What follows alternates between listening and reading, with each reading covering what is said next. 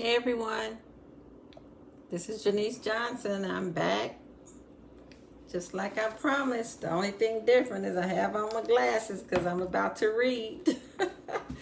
But again, I'm here introducing the chapter in my book, There's Nothing New Under the Sun. Blow the trumpet, sound the alarm. My people are in danger, said God. And so I'm going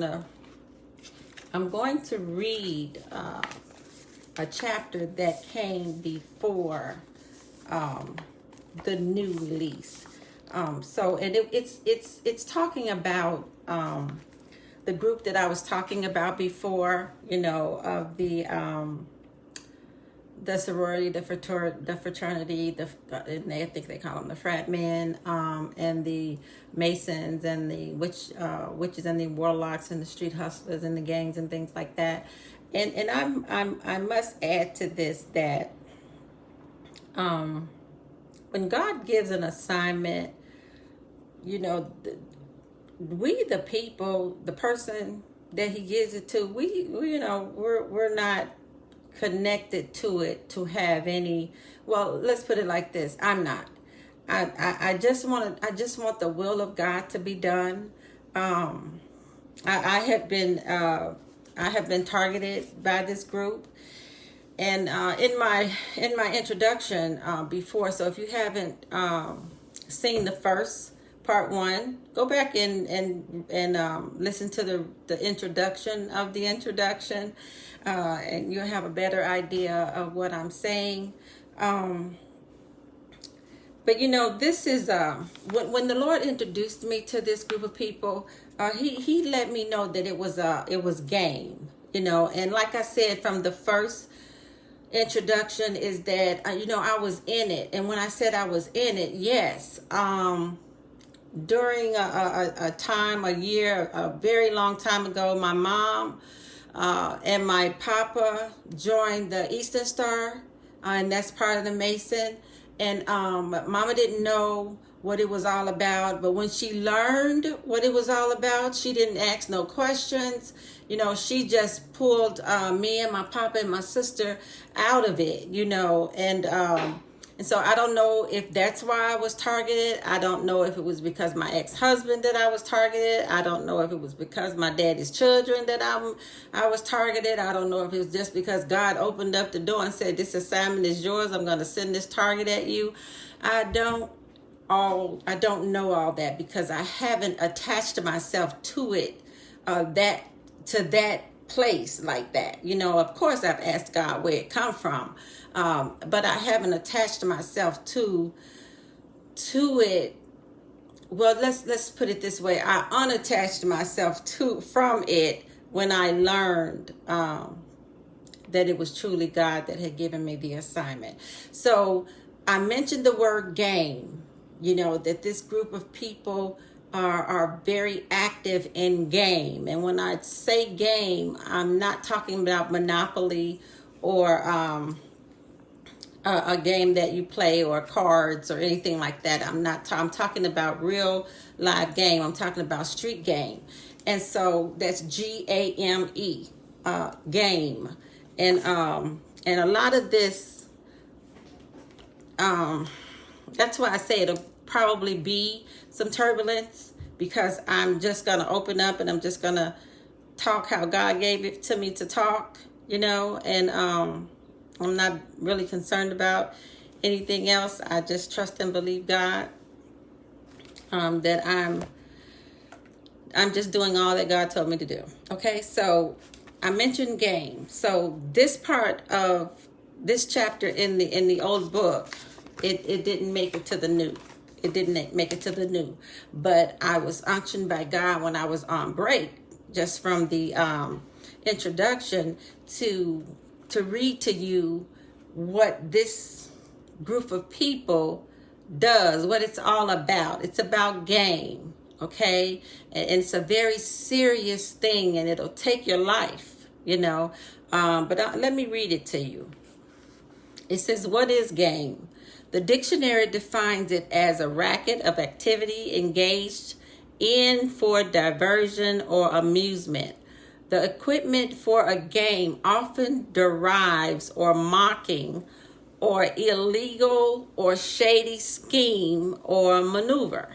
A fraudulent scheme, enterprise made workable for bribery or intimidation, an easy and lucrative means of livelihood. To me, that definition is putting it lightly. There's two sides to street game: the giver of it and the receiver of it. Now, let me stop right there for 1 minute because I didn't finish what I was saying. There was another time that when in the introduction just a few minutes ago, that I said I was in it. And yes, my mom and all of that was true. But I was also in the street where I actually witnessed street game. I was 17 years old, 7, 18, 19, 20. And I mean, I was out there for that long. And so I was introduced, and this is just the short of the story. I was introduced to a lot of game that were the people that I was out there and connected to. It was their livelihood. I mean, they went to sleep, they got up, they ate. This is what they did to live.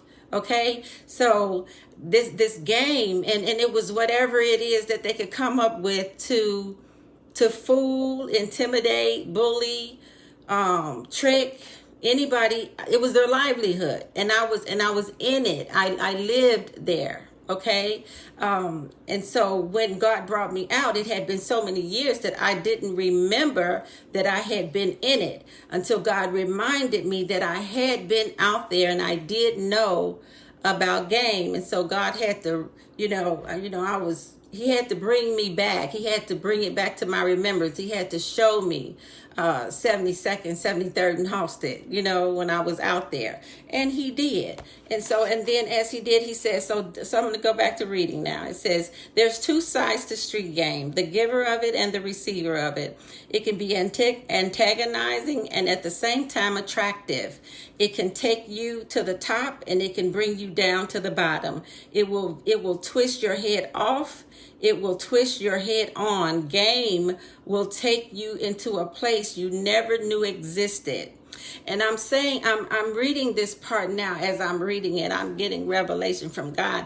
There's a lot of young people, our millenniums, and I'm not trying to throw shade or hurt anybody with this here. This is just information. This is an assignment. This is what God has given me to do. It's been a long time and I'm just putting my all into it. But we have young people that don't know.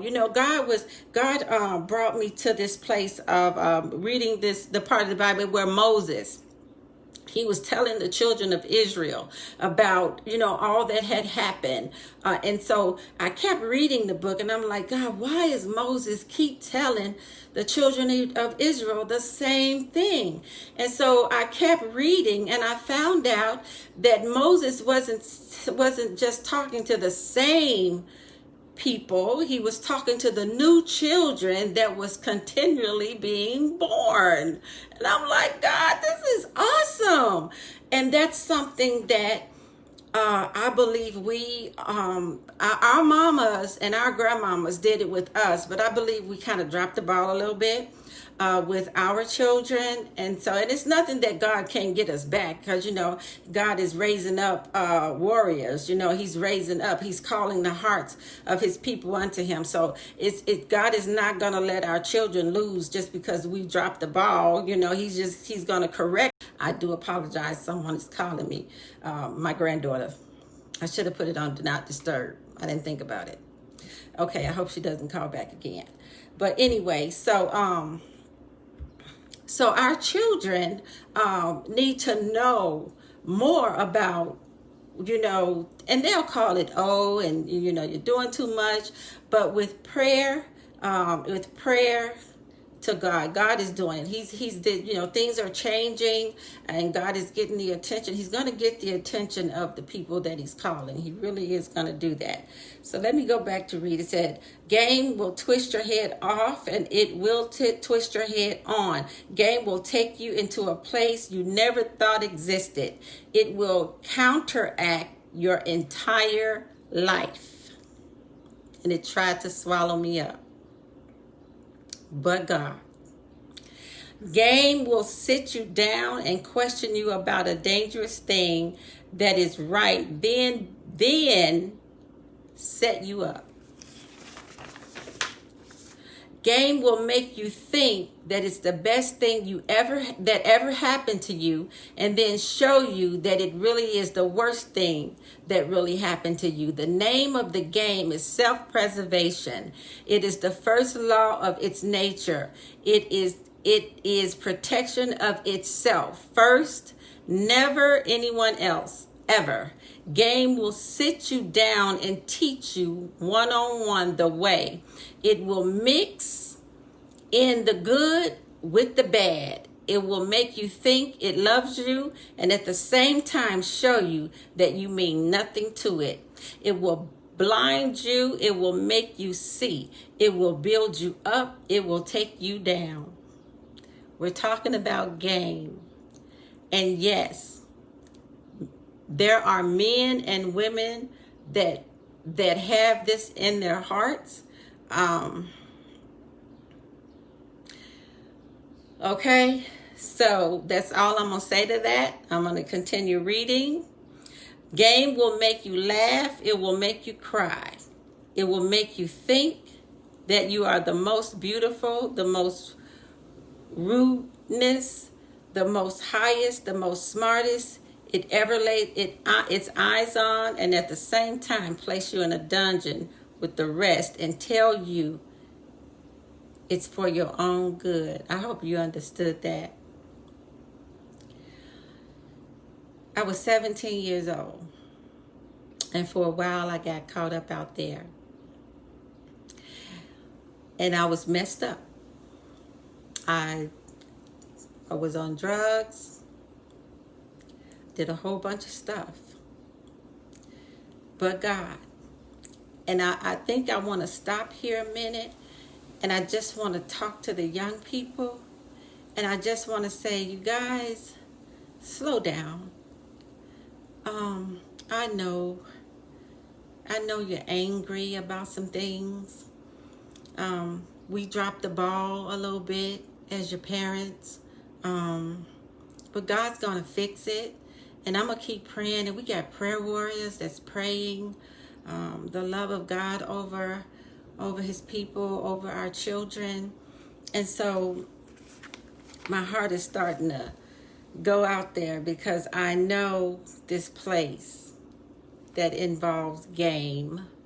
I know this place that involves men and women and the trickery, and how they'll take a young heart, an innocent mind,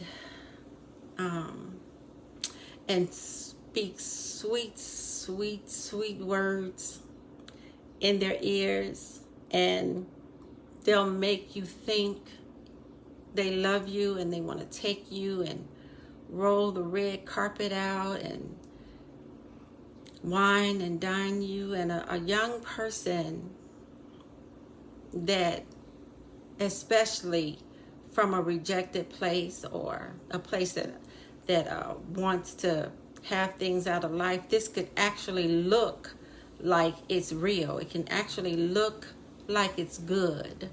And so I say young people and older people, I'm learning that it don't even have an age on it anymore, but I am speaking loudly. Pay attention. Don't be so quick to get into relationships in these days, in this season. Slow down. Get your mind on God, on Christ, on things that are good. I don't want to sound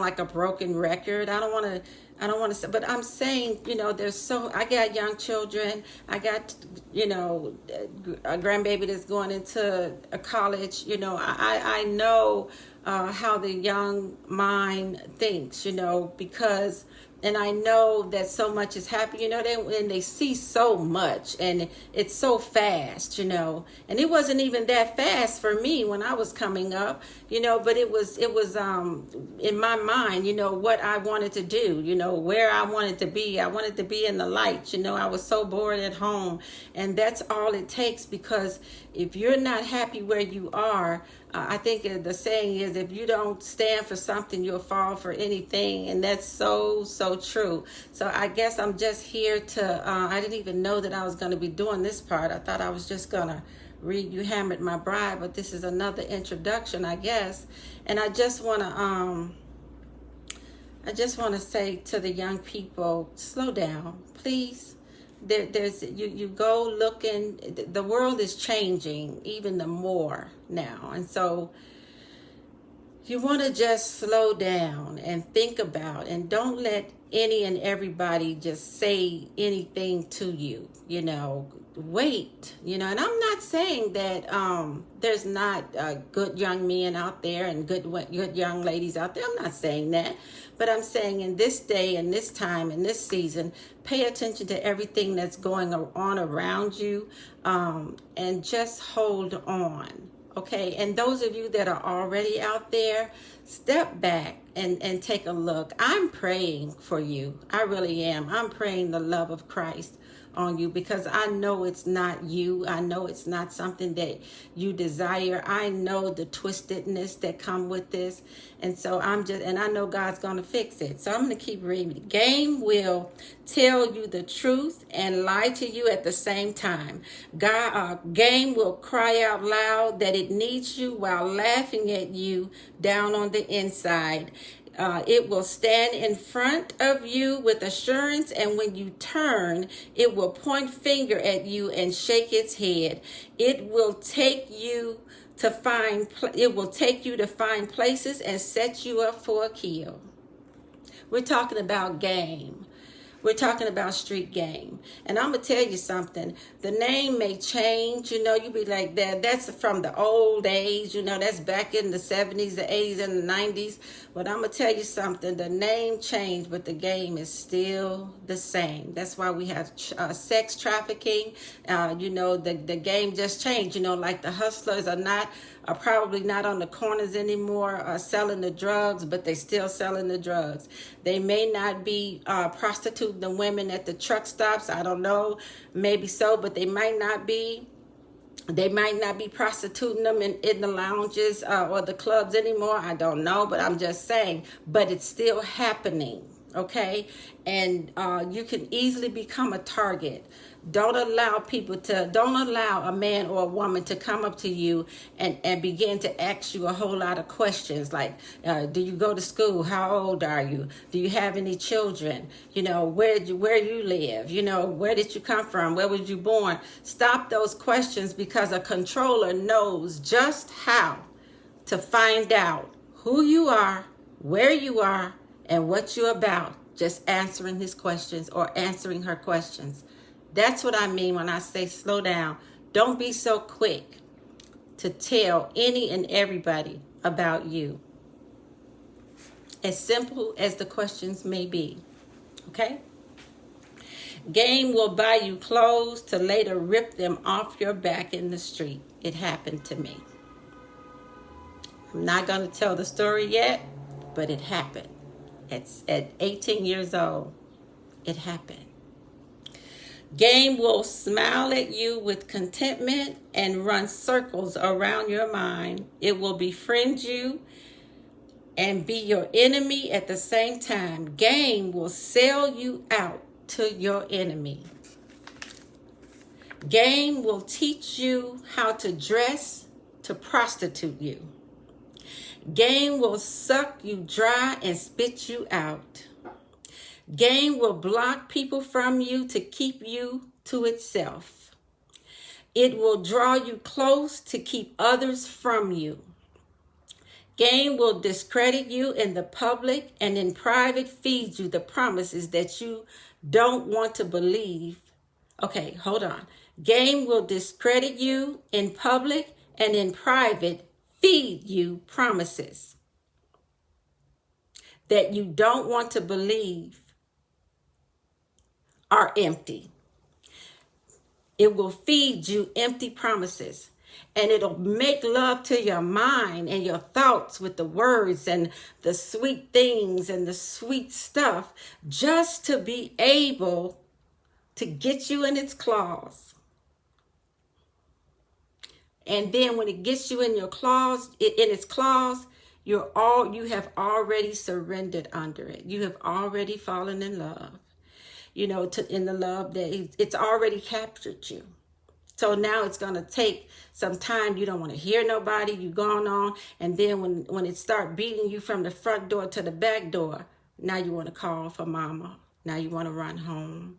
And I'm saying these things so that you can slow down and not be so quick to get into relationship. Don't be so quick to visit your school friends and especially men, and they invite you to their rooms and their moms is downstairs, their grandma's downstairs, and it is okay to go to their room and we just gonna be talking, we just gonna play the games. No, don't fall for the okie doke. Any young man or young woman, I don't care who it is, want to invite you to their bedroom in the presence of their family is no good. It's a trick.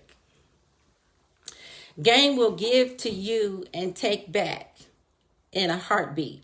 Game will smile in your face while bullying you behind your back. Game will build you up in public and discredit you in private. Game will promote you in private and demote you in public and tell you it's because you suffer from rejection.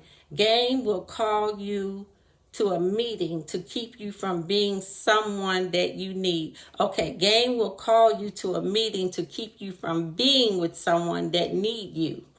Game, because people will become connected to your life like they're your lifeline, like they're your best friend. They'll be connected, become connected to your life, and then they'll start to secretly control your goings and your comings, and you won't even know it.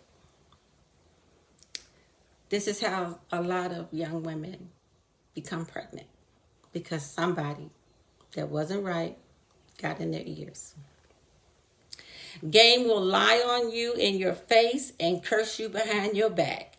Game will turn your friends against you with this love of lies. Game will throw a rock and hide its hand. Game will double up with another enemy of yours to take you down, especially when you done woke up to the fight. You done found out that this is not good, and now you want to come out. Game will double up. It will double up with another enemy of yours to take you down. So it's not a win-win, it's a lose-lose. Game is controlling and at the same time timid. Game hides behind the weak to make itself appear to be strong. Game will gain knowledge of your money and tell you a sweet lie to get it out of your hand. Game is prideful, stingy, manipulative, intimidating, fearful, controlling, afraid, sneaky, and very biased. Game is in the streets. It is in the church. It is in the church building. Game is in the schools. It's in the workplace. Game is selfish and self-protecting. It is demanding with no relief or release. Game is smart, intelligent, and dangerously dumb.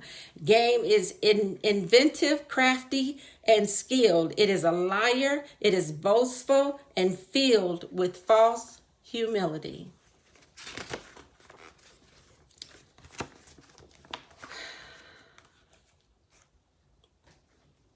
Talking about street game. And that's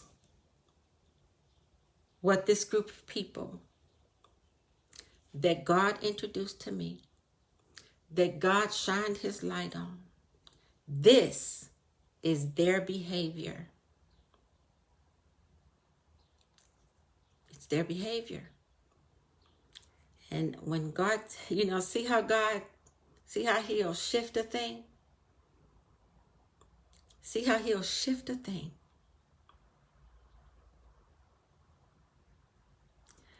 So that was the reading of You Hammered My Bride. Get the book. Download it today. $8.99 at Amazon. It will inspire you. It will educate you. It will help you. Amen. This is Genise Johnson with At My Desk He Speaks, sitting on the platform of Genise's Book Club on today. Thank you for listening. Thank you for joining me. I will be back. Thank you. I have to pick it up.